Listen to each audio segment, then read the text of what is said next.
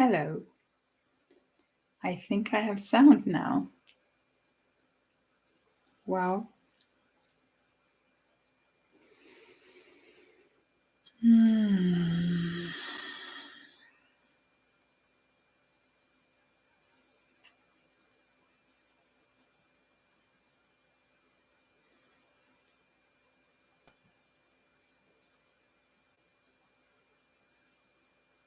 I was sharing in the video just a minute ago without sound.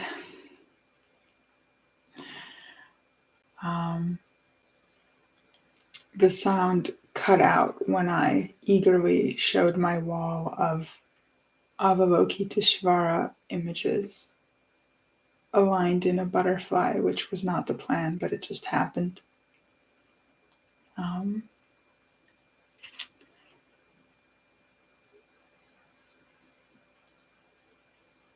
After that display, I was sharing that I've gotten better at allowing for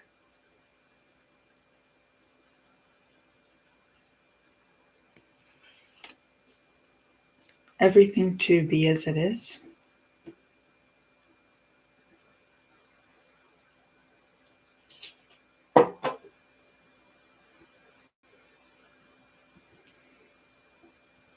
As I'm talking to you, I'm peering back at the wall. This makes me want to get an external camera. Maybe I will at some point. They've got to be cheap now.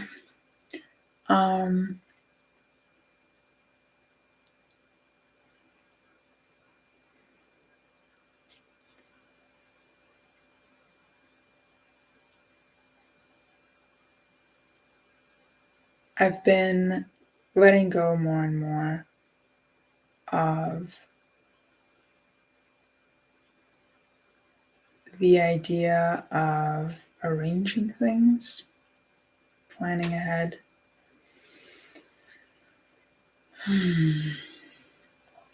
And controlling things.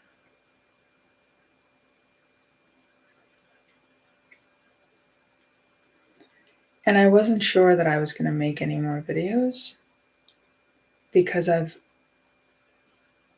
feel like I have fundamentally changed my attitude. It's funny, I was looking for this. It's back to what it was. Not with as much exuberance, but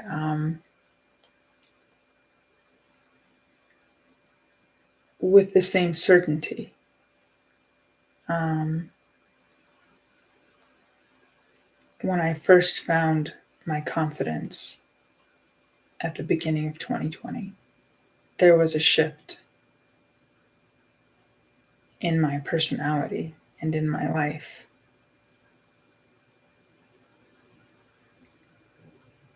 I don't remember what part of the last video where the volume cut out, because by God, I'm going to post both of these. So I might be repeating myself.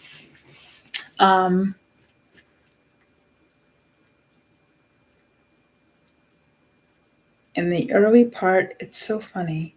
In the early part of October, I bumped into conversations about non-duality and awakening.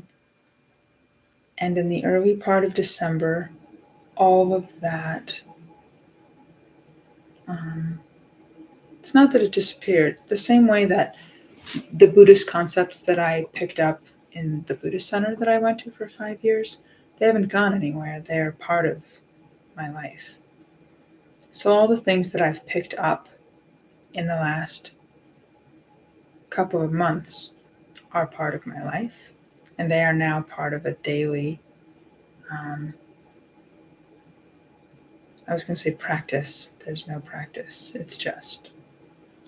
And I'll still bring up some of those videos, and I'm still like subscribed to some of those channels, and it's kind of more for, I don't know, you put on your favorite rock songs sometimes, and sometimes I put on my favorite channels and whatever it is. I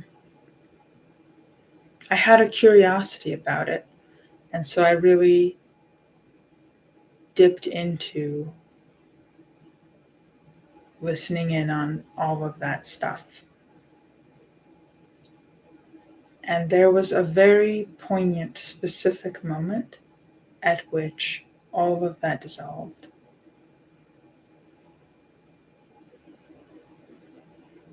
There was something very human that one of the teachers said that there was a flash of anger over me, of how contradictory it was. And I very quickly saw that was it was just a movement of the dissolution of teachers.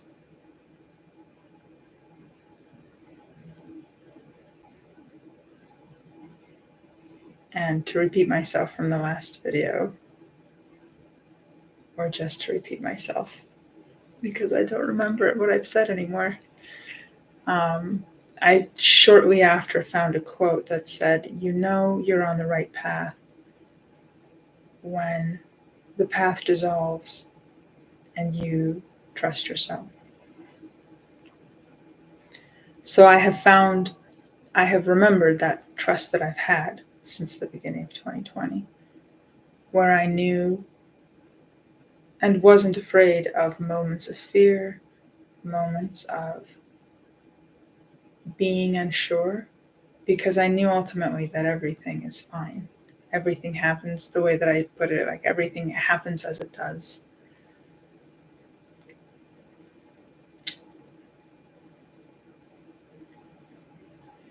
So it's been fun recalling these lessons and just remembering them and reviewing videos in my, in my saved list. And every once in a while I'll pop into a new video that someone may have posted, but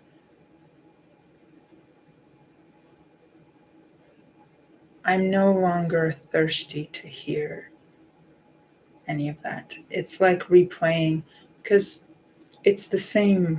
There's no new information. Just like for the last 2 years of me going to the Buddhist Center, I was no longer learning. In fact, most of my time there, it was just a refresher and a reminder of what was understood in the retreat that kicked off my time there, which was a retreat on emptiness, which is kind of the point of Buddhism, more or less.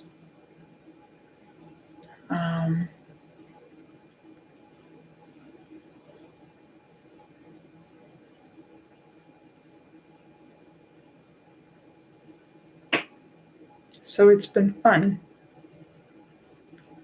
to notice days where, for a few days I didn't click into any kind of presence practice at all. And I had anxiety during work, or I had just a very mundane spending time with my daughter, just life. And it was nice that there was no despair or disappointment about it. It was just a remembering of like, oh yeah, that I can click into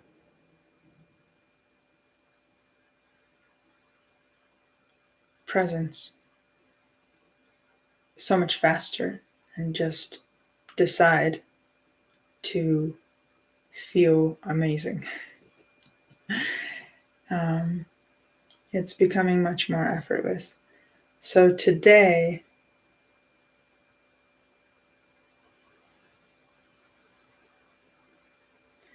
this weekend in general, I guess, it's been fun to remember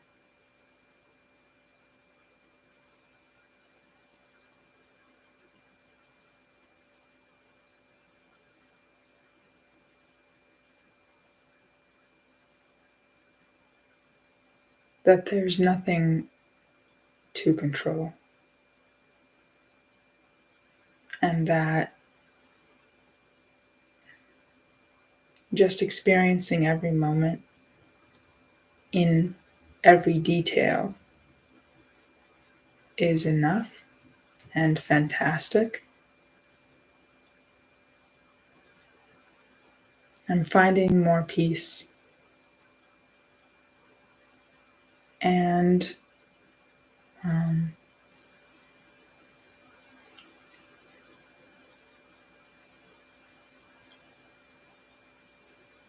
so an example of how this worked better for me was on Tuesday. It was my daughter's, first day in the week back home after spending a couple of days with her dad. And she was really sad, and I could tell that she just wanted to get home from school as quickly as possible so that she could comfort herself. But I had a couple of errands to run, and I said, we're going to go to a couple of stores, then we'll go home. Um, and I saw her getting upset, and she just wanted anything at all. She's like, can I, watch, she calls it watching a movie, but it's just YouTube surfing, like have screen time. Like when I get home and I tell her, well, we don't do that at mom's house. And I remembered in the past where I would try to save her and say, well, let's go to Wendy's, or okay, today you can watch TV. And I remembered how that would make things even worse, because it would be hooking her into an addiction, an addictive way to cope with the hardship of separation from her dad. And I thought, I don't want to do that. I don't want to extend the recovery. It just makes everything awful. It's just unhealthy behavior.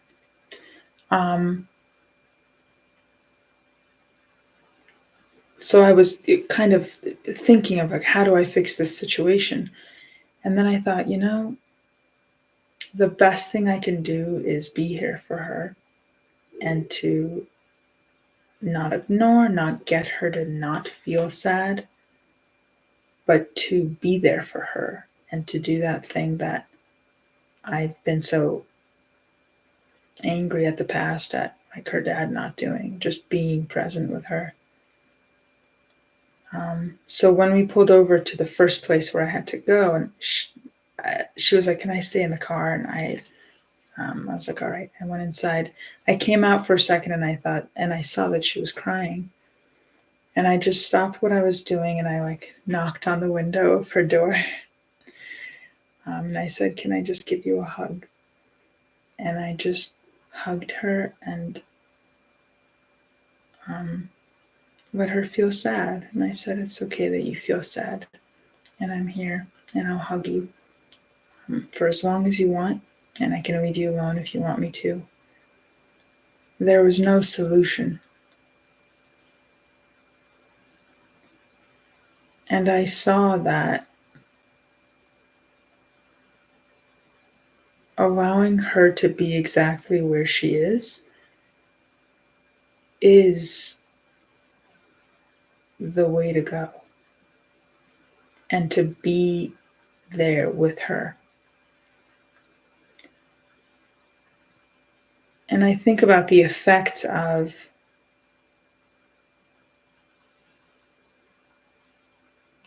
what I do now as a parent on her adult life. It's a lesson in being there for yourself. That if I show her, I guess I like that I'm instilling that it's okay to feel sad. It's okay not to escape it, and to just hold and to be held in that moment. So I just held her and she just cried. And I said, okay, I'm going to go back inside because I do still need to do a couple of things. And she's like, all right. And when I came back, she was happier. She had been allowed to feel things, and it wasn't this scary thing that she had to hide, because when she's crying, she oftentimes will hide her face and she's not out about it. And we did the scary thing of being that sad.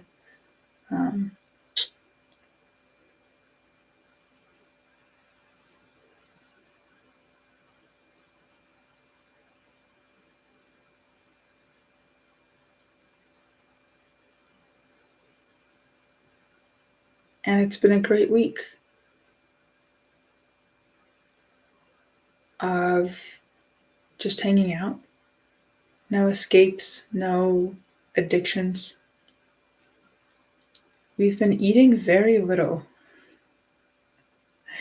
actually. We've just been hanging out. And I just make it a point to be with her. And no longer to control. Like most of Saturday, we played video games together. But the fact that we're together makes it quality time. And every once in a while, I would need to take a break. And because I know that I'm being present with her while I'm with her, taking a break is fine. Even if she's like, when are you coming back? Like, I'm right here, I'm upstairs, but I'm going to take a break. And I was really tired. I've been getting 4 hours, like my body just decides to wake up after 4 hours. I'm in that phase right now. And sometimes I have an opportunity to get a couple more hours after, and sometimes not. So that morning, I did not have that opportunity. So I was running on 4 hours of sleep, hanging out with Cheyenne all day. So at one point at like 4 p.m., I was like, I need a nap. And so I just went and laid down and turned on my noisemaker. And she interrupted me a couple of times where she's like, are you ready? Are you going to come play? I was like, I really do need to sleep. And I just noticed in the past, I would have felt worse about this.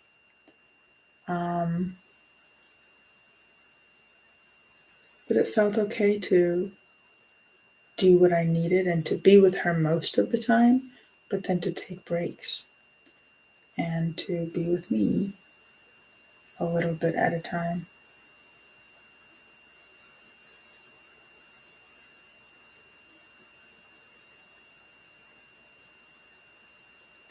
And it's been nice to notice I've been letting go of control when it comes to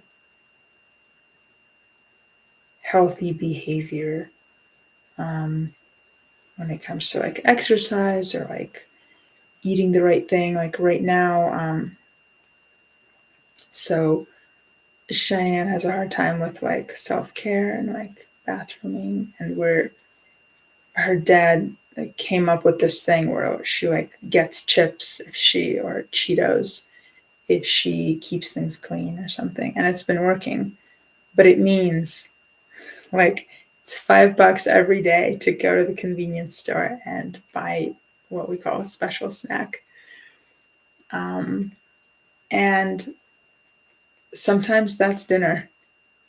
And in the past, I would freak out. I'd be like, oh my God, the child is eating Cheetos every night for dinner. That's what she's having, Cheetos and chocolate milk. This is terrible. This is a nutrition nightmare. And I thought, I can supplement this but with like making her smoothies. But if I'm too tired, anyway, there was all this anxiety about it. And I decided to let it go. And I thought, if I need to appease my thinking mind, I'm going to hook up the battery real quick. Man, this computer loses energy fast.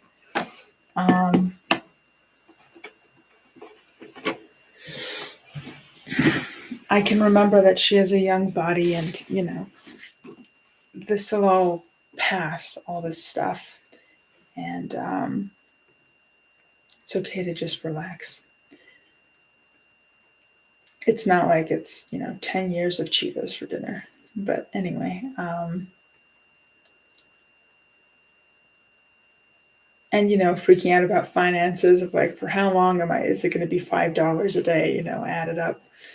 I thought it's going to figure itself out. It's okay to just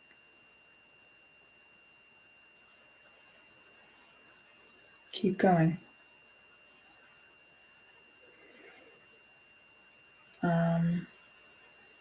And if something feels right or feels wrong, not from a place of anxiety, but from a place of presence. If something needs to change, it'll change. That has been my experience. So that kind of peace with her, and I'm finding that kind of peace with work also. It's been serving me. Again, I don't remember if I already said this in this video or if there was volume in the last video when I said this, but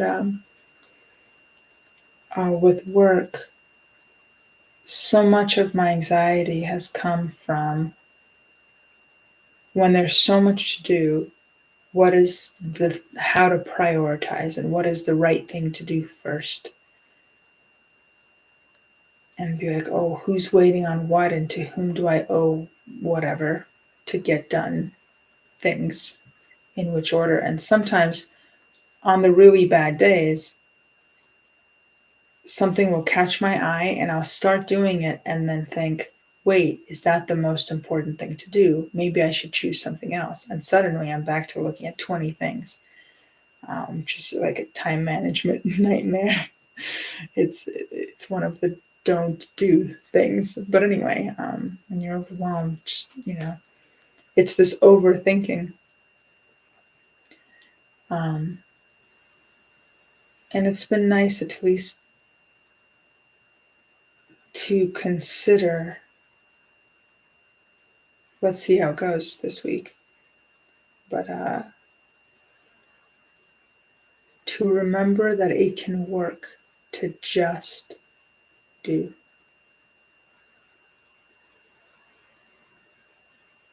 Be and do without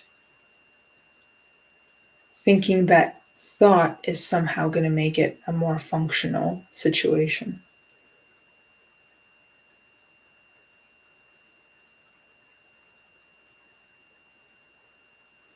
If I can remove the overthinking, things will just get done. And I felt that today. I had errands to run today, and I was very,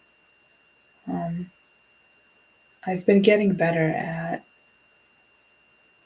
just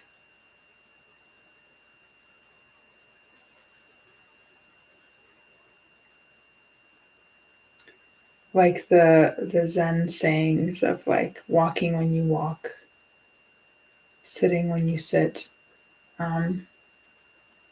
It's been faster and faster clicking into feeling the ground beneath my feet and really having that be like this full, just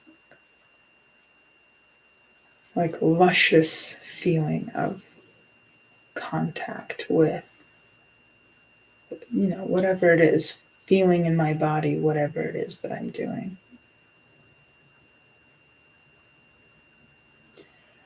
I got an amp yesterday at a secondhand music store. And I tried out, I keep forgetting that I have an electric guitar. Last time I did an open mic, part of the disaster is that they have to mic the acoustic guitar and me. And it's just this whole setup thing. And I was already like insecure and it was just adding to the awkwardness of being there. And I thought, oh my God, I have this electric guitar. I just don't know, I need an amp to really know what it sounds like. And I've never had one. So I finally found just a dinky little one for $20, which was enough. And So it was cool to try it out this morning. And because I've been feeling my body in this luscious way,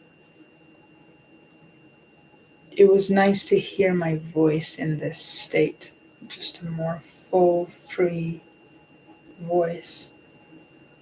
And that was exciting.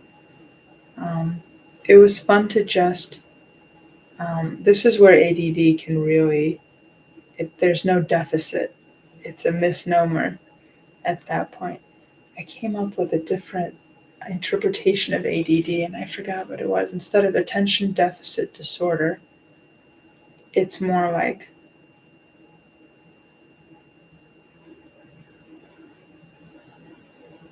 something like attention to detail and dimension, something like that. It was something different like that. But anyway,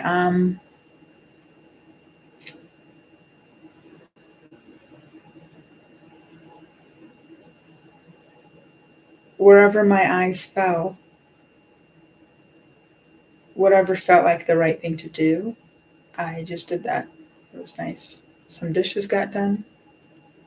Some songs got practiced with my new amp. Nothing recorded. I was thinking about doing that and then I thought it's okay if that doesn't happen. Hung out with my friend because I was like, oh, I haven't done that in a month. Um,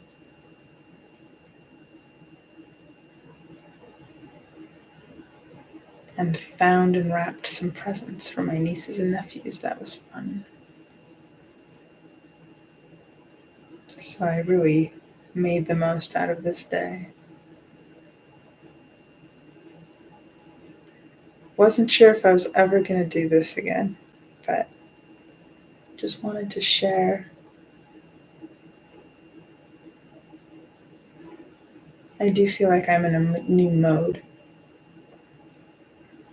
I just,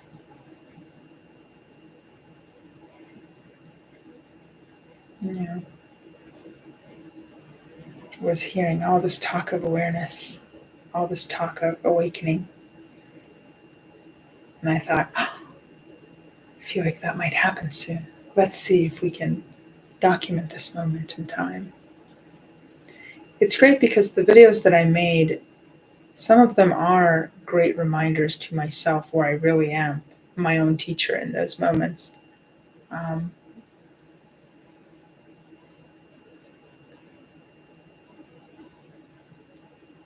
so sometimes it's fun to review that small body of work.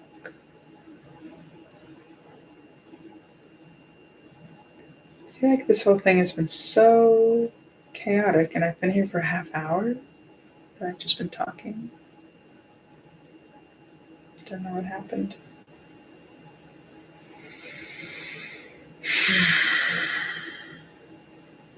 I'm much better at stillness. Sometimes I remember the nervous kid that I was. My parents had a friend who was an actress and a director, and she was starting to make her own film. And I was always into acting. And so she tried to film me, like do a screen test, I guess, and then to put me into one of her movies. And we were reviewing the screen test stuff.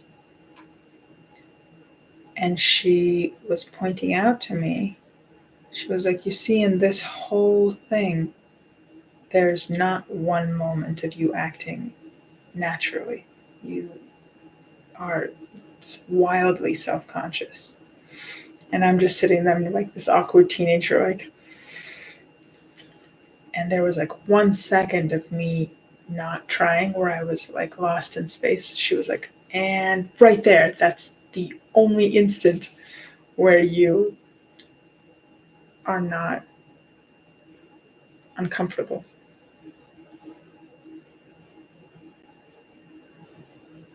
It's interesting to remember that and to see more and more I'm releasing the control of how I'm seen. I still have it a little, but more and more I'm accepting of myself, and also just understanding that so many people worry about the same things, and it's okay to be transparent because it allows others to see that they are not alone.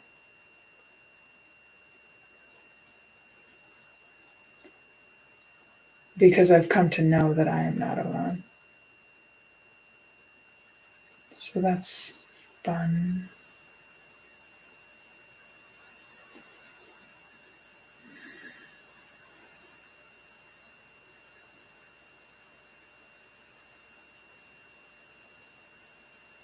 It's been cool to see stillness modeled, where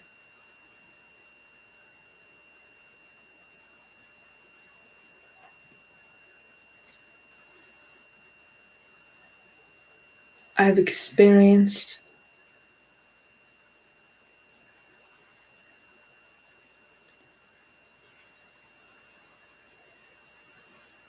the awkwardness of someone being rushed or myself being rushed. Like you don't deserve the moment to exist. You need to hurry up and make something of this moment. And of course, that's the family that I come from. That there was a lot of that, of like, what are you doing? Um, and it's been cool to come across people and videos of people where there's not the fear and discomfort of giving yourself the space to just be.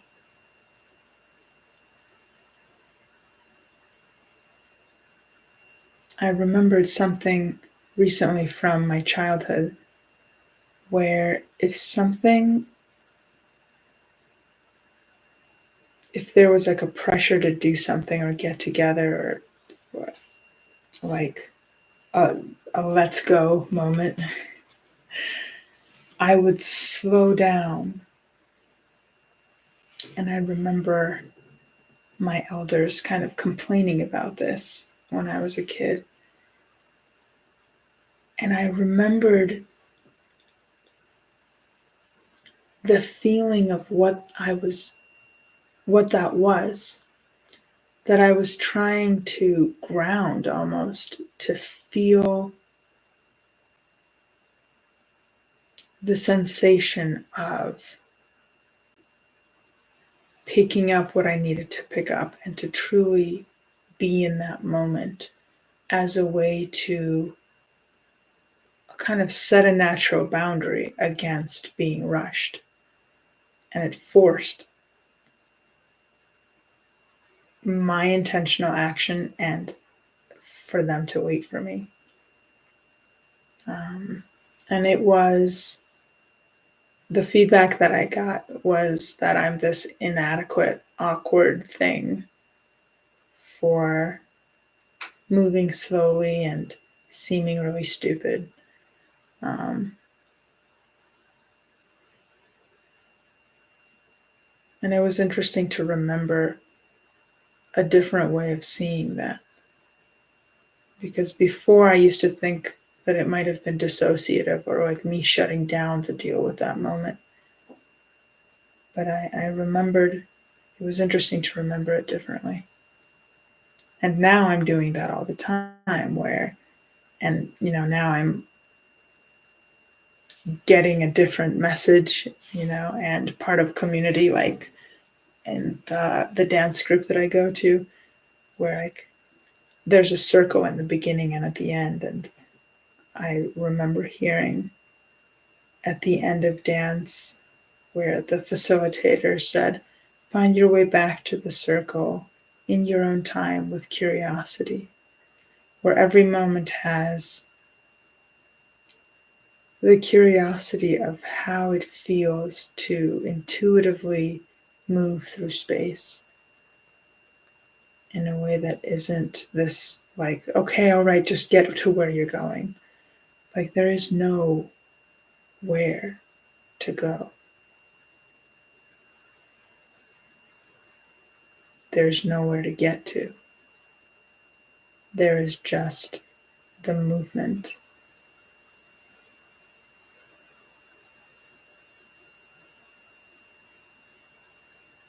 And it opens doorways. It's been interesting to see the answer to the question also of when you live in a more open way,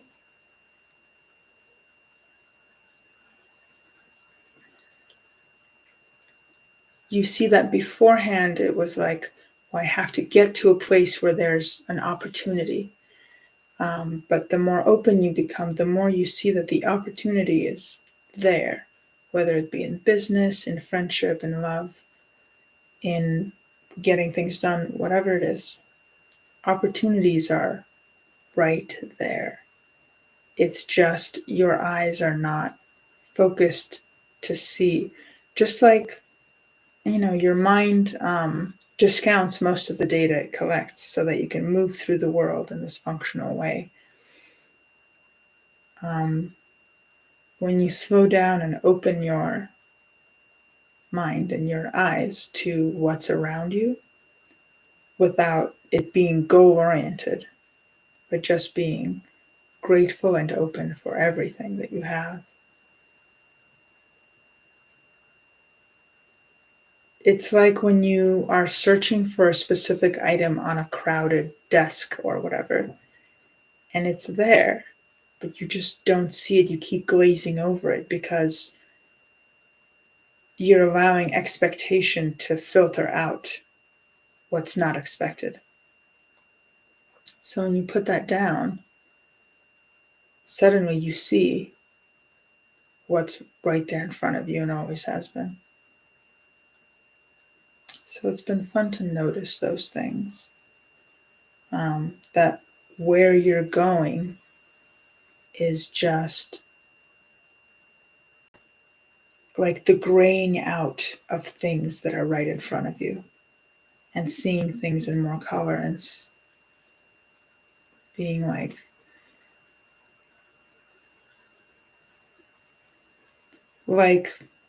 that. I thought that like getting an amp for my guitar was like, well, when I get the money and I a new amp costs like $200 that I'd seen in different places. And today it was just like, let's just go see. I don't have to get it new. I can just go check stuff out at a pawn shop or whatever. And just having come across something that was not the expected. I was like, oh, there's amps that are smaller and simpler and cheaper, and this is not an expense to plan for. So just like little things like that, little things, big things, everything's just laying around on this cluttered desk. And it's just a matter of when I'm ready to pick something up. So it's been fun to see that. And that's true about work,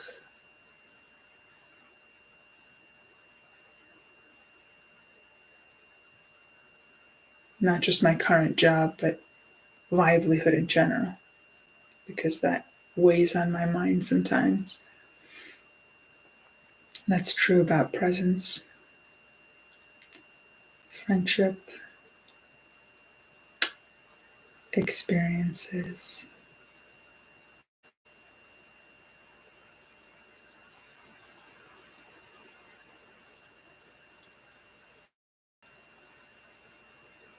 The more I put down shoulds and expectations,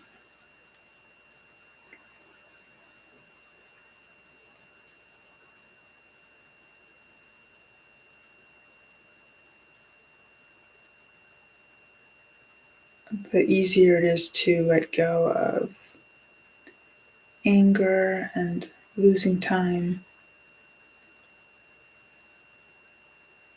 And the more I can see, um, I did that this morning when I did that this morning when Cheyenne's dad came over and picked her up. Um, Usually there's a little bit of like anger that I need to express, and there was something that he said that um, got me going, I guess. I'm getting better at just allowing for that and not being like, oh, this is stupid. Why am I? It's like, no, I'm mad and I'm going to be mad. And I did that. And then I was able to be like, okay, we did that. What else do we want to do today? And I was able to feel it without judging it and then let it go. And it was completely just on to the next thing. Didn't give it a second thought.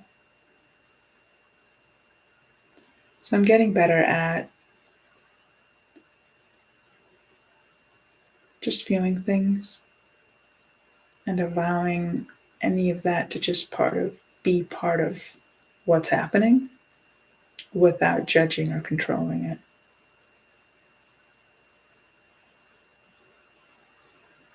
And then there isn't as much of that residual, oh no, how do I not lose my time and thought in the future?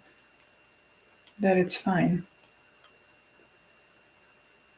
And it allows it to release faster because there isn't the grasping onto it and there isn't this layer of justifying it.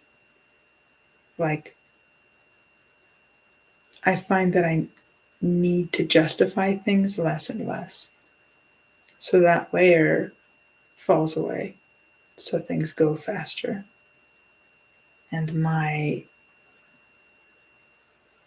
emotional reaction to something goes faster because it feels valid enough to not have to add the layer of validation to it.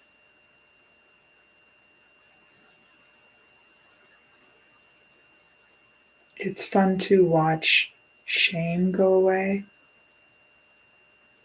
because more and more I really am embracing this, um, that concept of non-doership, of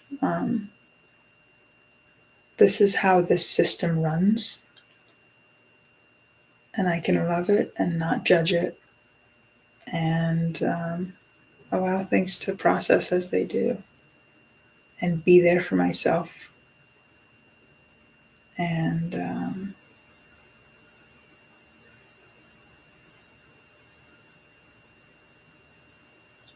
there was that thought, a small grief to life being just a flow state without any ownership. And I did click into this like small ego trip of like, what would it look like to um, feel so wise in this field of. And I thought, okay, whether this is, ego co opting or just processing this change, um,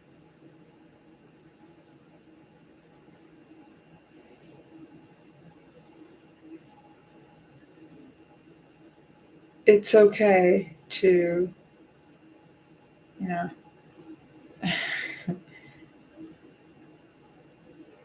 I think I can always come back to those moments of,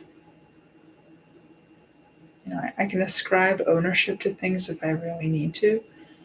And by not judging that process, I can let that go faster also. So that there can be this calm joy in things just happening without needing to own them. Um, it's been really useful to review. There's a podcast on Spotify that's Alan Watts, like son, bringing back all those old sound files. Um, he really is very eloquent with talking about this stuff.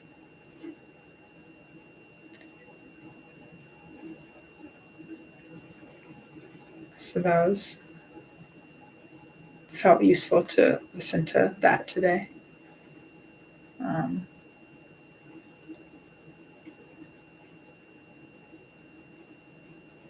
I like listening to things that are older. So often it removes,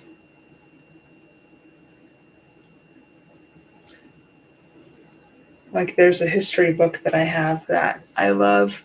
I pick up every once in a while. It's about the Middle Ages and it was written in the 1800s, and it's just a new edition of, or like a republication of that. Um, and I love that there's so much.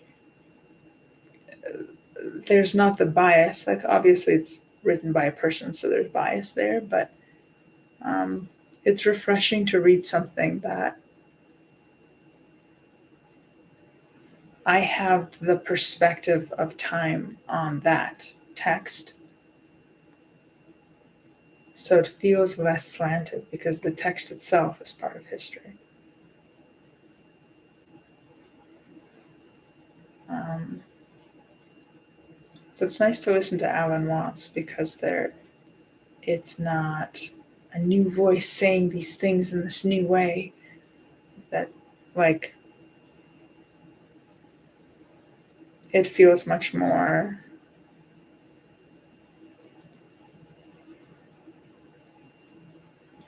there's almost like more peace listening to it because I'm not, um, there's nothing to keep up with because this stuff is 50 years old.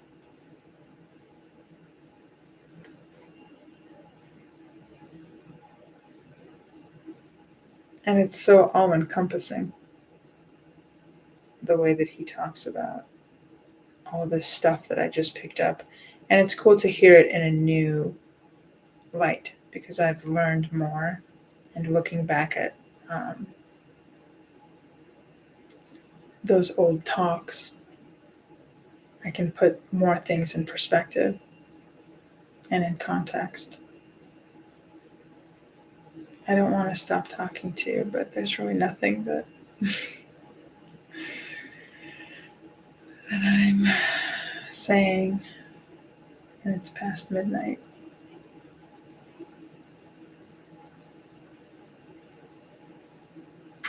So every once in a while, I might share with you, just because it's fun.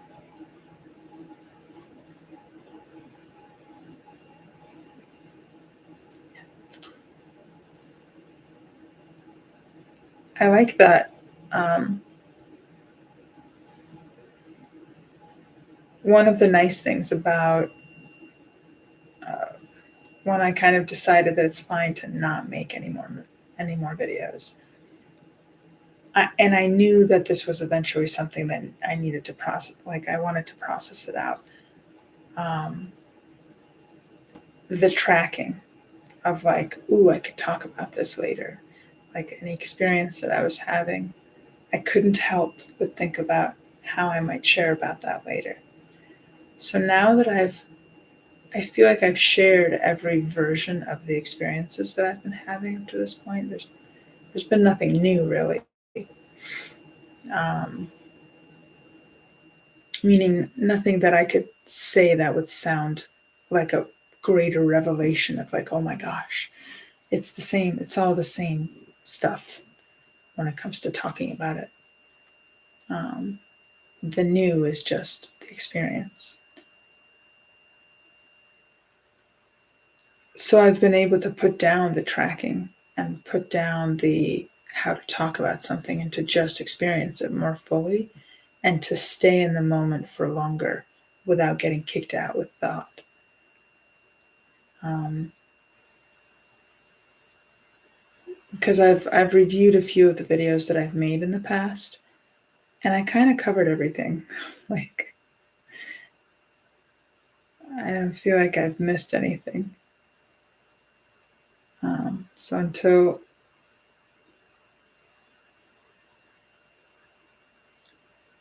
um,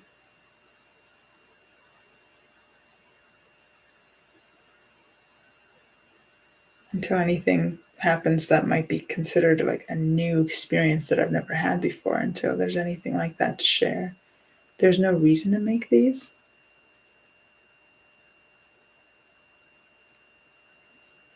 One of the things I thought about sharing and like starting a new series on was healing, because I have created a new space in which I've had more moments in which I can intentionally sit and allow for space to hear the parts of me that need to be heard, kind of the same way I did with my daughter. Um, but that's more of the same stuff, also, just being present with the parts of me that are talking and kind of just seeing pain and suffering in that light of like, this is a part of my body that needs to speak. And the best thing I can do is listen and to sit with it and not ignore it and to allow for it and say, okay, everybody listen up, take this moment. So those moments have been fun.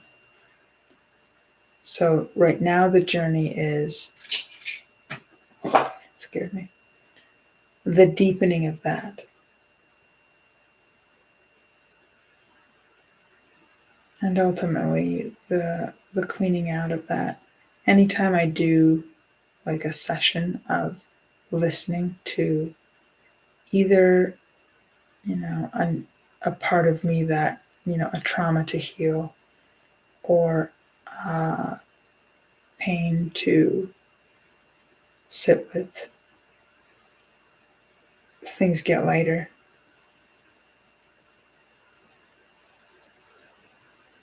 Today I had the option of joining a group of people in Fort Collins that they dip into Horsetooth Reservoir.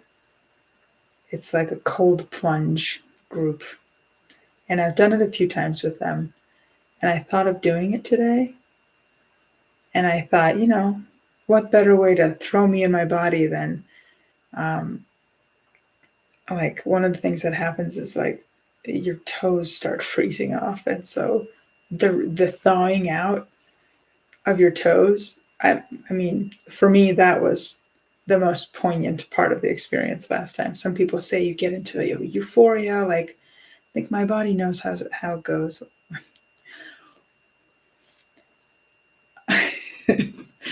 I'm very familiar with like the hot cold.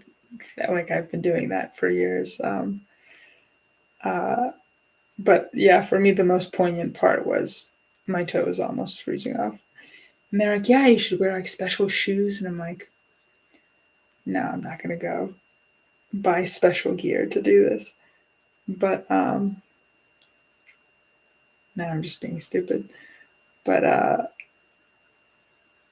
the point of what I'm trying to say is, I thought, it's okay for me to not do that. I just did it in the shower, and I was like, okay, I would just do that body flash thing. The cold water in the winter in Colorado gets cold enough for that to be poignant enough. Um, and I thought, I don't need to give myself something to do, something to recover from.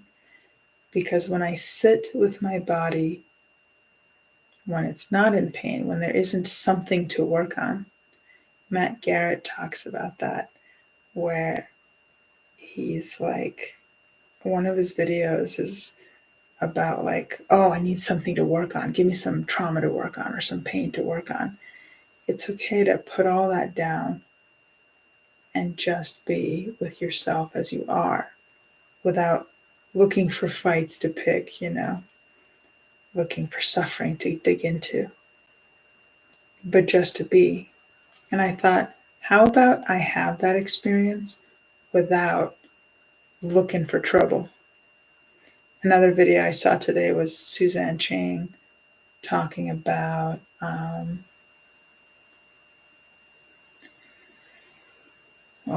what did I just think and now forget? Oh, heck.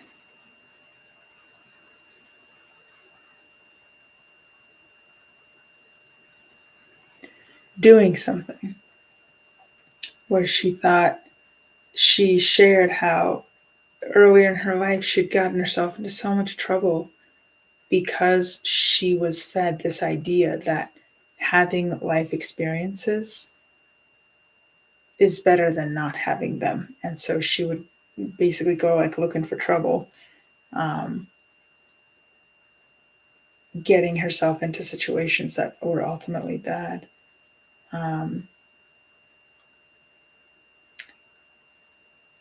to oversimplify what you talked about, but it was that same thing of like, ooh, this is a cool thing to do on a Sunday, to cold plunge, and people, it seems like a cool thing to do. But then I was like, what would I be doing that for? And I remembered all the times that I've tried to fill space because it feels like it should be filled with an activity.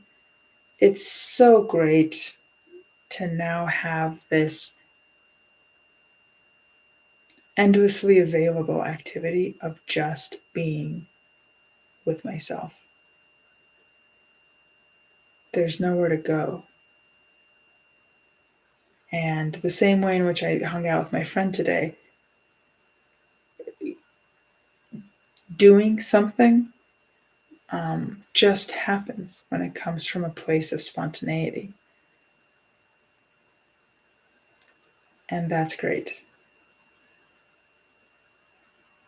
And if I'm scheming in any way of like, well, I should do this because it'll be fun, right? Like any of that is a sign that it isn't worth doing. Um, as opposed to things that really just feel like, oh, go. Um, so it was fun to notice that change in me too. To stop from doing things that don't actually add to my life. They just like look good on paper, kind of a thing, but aren't actually worthwhile. It's so nice. Being middle aged is awesome because I have experienced so many things already. There's all this stuff. I remember seeing this like video about, it was like a something comedy or spoof or something, where it's like a young person being like, where do old people hang out? Like people, who are in their 30s or 40s. And then like the guy whose video it is, he's like, there's no hanging out. We're home. So there's this thing of like, it's so nice to have experienced all these things that when I was younger, it was this like, oh, I've got to like go out and do that and try that. And like, oh, what's it like to be in that crowd? And it's so great to know the answers to all these questions, to have hung out in the highest of echelons, more or less. And, I can know by analogy what it's like to hang out wherever, because I've been in so many places, experienced so many things, all, retreats that now if someone's like, oh my God, this will change your life, this changed my life, I now know what it is because I've multiple times done things that are in the it'll change your life category. And they've certainly added to my life, but now I can hear that and be more, I guess, discerning about it and be honest with myself and say, from a place of curiosity and spontaneity, is this go? Is this a go? Or is this me trying to do something where it's like, or listening to someone else's great idea, instead of just truly being curious and truly like getting into life. So clearing out all this like all this stuff that I've experienced, I feel like the more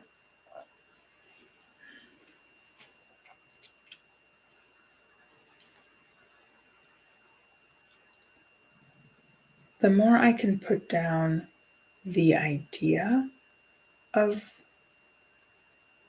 experiences and fun and whatever growth,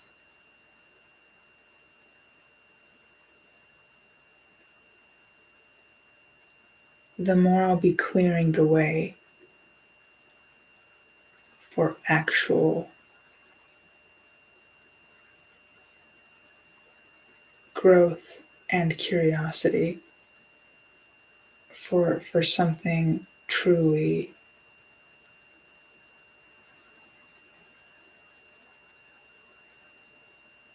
enhancing in my life. Something where it's been clouded by all this noise before. I like I feel like I'm clearing more and more of the noise and the clutter of things that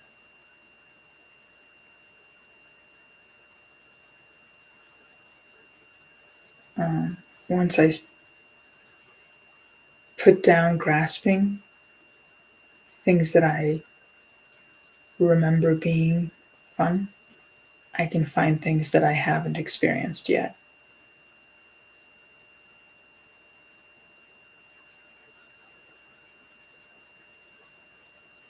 Like,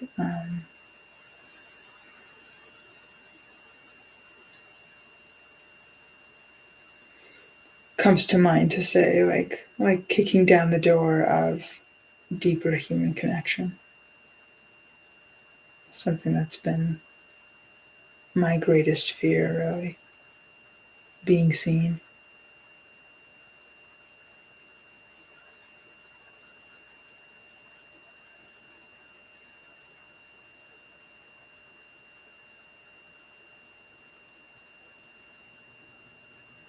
Yeah.